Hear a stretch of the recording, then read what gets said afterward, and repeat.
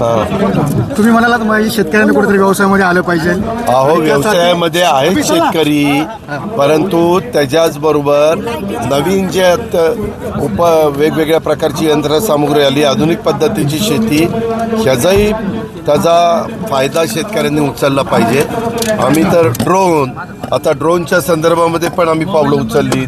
Dripper किंवा चांगलं बियाणं किंवा चांगली खतं उगीच कशी न टाकता त्या पाड्यातून त्यांना कसा NPK येता येईल, खतामध्ये बचत कशी होईल, अशा खूप काही गोष्टी आज आता मार्केटमध्ये उपलब्ध आहेत. त्याचं अनुकरण करावं. कांदा पण चांगल्या पद्धतीचा म्हणजे पिकवल्यानंतर जवळपास 8-9 महिने टिकेल अशा प्रकारचा फार चांगला कांदा आपलं राजगुरुनगरचं संशोधन केंद्र आहे ना, तिथं त्या ठिकाणी आलेलं आहे. अशा सगळ्या गोष्टी आहेत.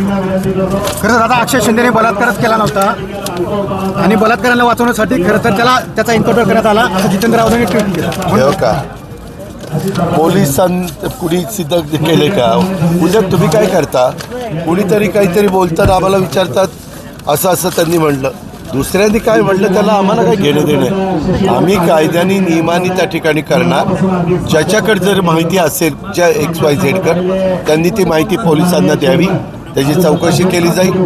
त्याच्या संदर्भामध्ये कुणालाही सोडलं जाणार नाही, एवढं मी सांगतो. दादा, राज्याला खरं तर राज्याला तिसरा उपमुख्यमंत्री मिळणार आणि तोही शिंदे गटाचा. राज्याला तिसरा उपमुख्यमंत्री दादांचं खोटं आहे. शेतकरी कर्ज